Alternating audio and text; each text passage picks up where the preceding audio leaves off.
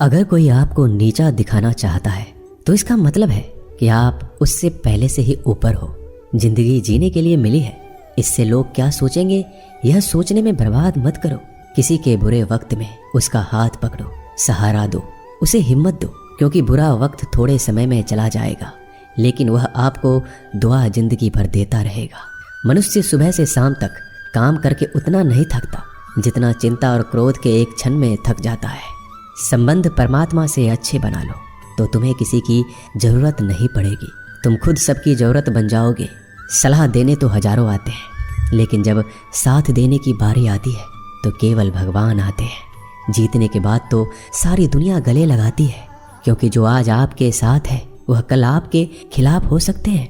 बिना मतलब के कोई आपकी इज्जत नहीं करेगा, लेकिन खुद को इतना काबिल बनाओ कि लोग बिना मतलब के भी आपका इज्जत करें।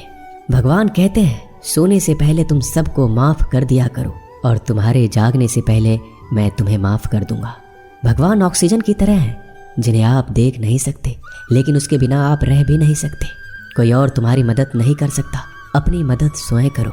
आप खुद के सबसे अच्छे मित्र हैं और सबसे बड़े दुश्मन भी।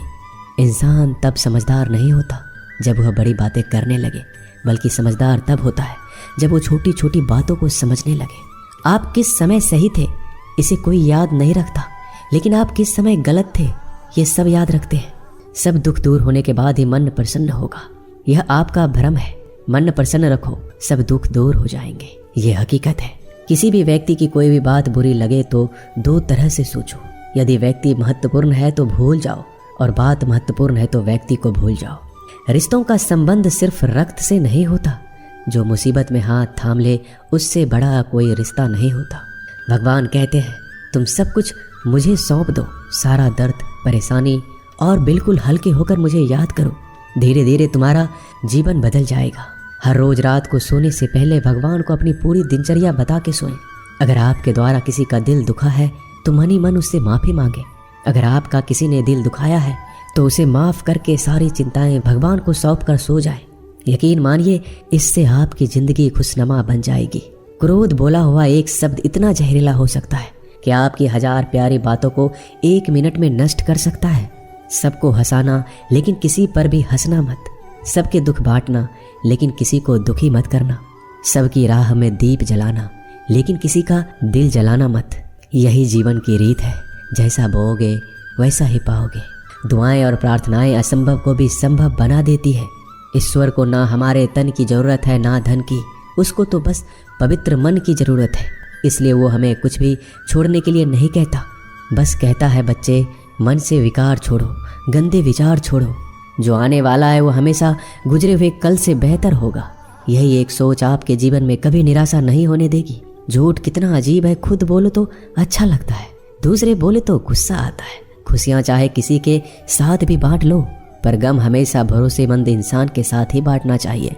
जीवन में समय चाहे जैसा हो, परिवार के साथ रहो तो सुख बढ़ जाता है, दुख हो तो बढ़ जाता है। सच्चा मित्र वही है जो उस समय में भी आपके साथ खड़ा हो जब सारी दुनिया आपके खिलाफ हो। आपके पास जितना भी है उसके लिए बार बार दिल से धन्यवाद कहें, हर वक्त कहें। यकीन मानिए जितना भी है वो जल्दी कई गुना हो जाएगा। प्रार्थनाएं और ध्यान इंसान के लिए बहुत जरूरी है, क्योंकि प्रार्थना में भगवान आपकी बात सुनते हैं और ध्यान में आप भगवान की बात सुनते हैं। श्री कृष्ण से कितना कुछ छूटा, पहले माँ छूटी, फिर पिता छूटे, फिर जो नंद किशोर मिले वो भी छूटे, संग साथी छूटे, राधा भी छूटी, गोकुल छूटा, फिर मथुरा छूटा। श्री कृष्ण से जीवन भर कुछ न कुछ छूटता ही रहा। नहीं छूटा तो वो था देवत्व, मुस्कान और सकारात्मकता। श्री कृष्ण दुखी नहीं, उत्सव के प्रतीक है। सब कुछ छूटने पर भी कैसे खुश रहा जा सकता है, ये श्री कृष्ण से अच्छा कोई नहीं सिखा सकता। इसलिए हमेशा खुश रहें, सदा मुस्कुराते रहें। जीतने का मजा भी तभी आएगा जब लोग आपके हार का इंतजार करेंगे।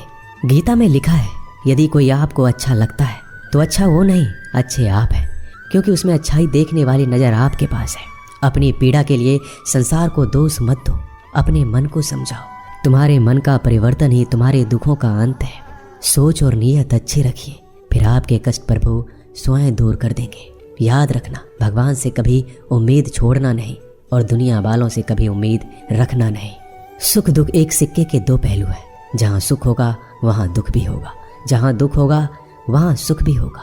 इसलिए सुख दुख के बारे में बिना सोचे निरंतर अपने लक्ष्य को प्राप्त करने के लिए प्रयास करते रहना चाहिए। एक बात हमेशा याद रखना, किसी के सामने गिड़गिड़ाने से ना मोहब्बत मिलती है ना इज्जत। इसलिए अपने स्वाभिमान को जिंदा रखो। कोई अगर आपकी किस्मत में होगा तो आपके पास खुद ही चल कर आएगा।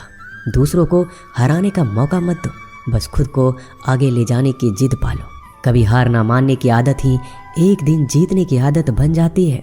सिर्फ 2 चीजें मनुष्य के भाग्य का निर्माण करती है। पहला, स्वभाव। अगर आपके स्वभाव में अच्छाई, विनम्रता और गुण है तो आपका भाग्य चमकेगा। अगर आपका स्वभाव क्रोधी है, आलसी है, तो आपका भाग्य बिगड़ना अनिवार्य है। इसलिए अपने स्वभाव को मधुर और आकर्षित बनाइए। दूसरा, आपकी वाणी। बोलना तो आदमी 2.5 साल की उम्र में ही सीख जाता है, परंतु कब, कहाँ और कैसे बोलना है उसे यह जिंदगी भर भी नहीं समझ पाता। जिसे ये बोलना आ गया कि कब, कहाँ और कितना बोलना चाहिए, समझ लो उसे सफल होने के लिए कोई नहीं रोक सकता। पिता से बड़ा कोई सलाहकार नहीं, माँ की छाँव से बड़ी कोई दुनिया नहीं, भाई से अच्छा कोई भागीदार नहीं और बहन से बड़ा कोई शुभ चिंतक नहीं। इस मतलबी दुनिया से कोई मतलब ना रखो, और मतलब रखना है तो अपने मतलब से मतलब रखो। दुआएं मांगने से किसका भला होता है? मिलता तो वही है जो हमने बोया होता है। तुम नीचे गिर के देखो, कोई नहीं आएगा उठाने। तुम जड़ा उड़कर तो देखो, सब आएंगे गिराने। एक बात हमेशा याद रखना, अगर शराब की दुकान पर बैठकर दूध पियोगे तो तुम्हें शराबी का ही दर्जा मिलेगा, और किसी मंदिर में बैठ के पानी भी पियोगे तो तुम्हें एक संत का दर्जा दिया जाएगा। इसलिए आप किसके साथ उठते बैठते हो ये बहुत मायने रखता है। दोस्तों, आशा करता हूँ कि आपने इस वीडियो से बहुत सारी सीख ली होगी। मिलते हैं जल्दी एक नए ज्ञानवर्धक वीडियो में। धन्यवाद। अपना ख्याल रखिएगा।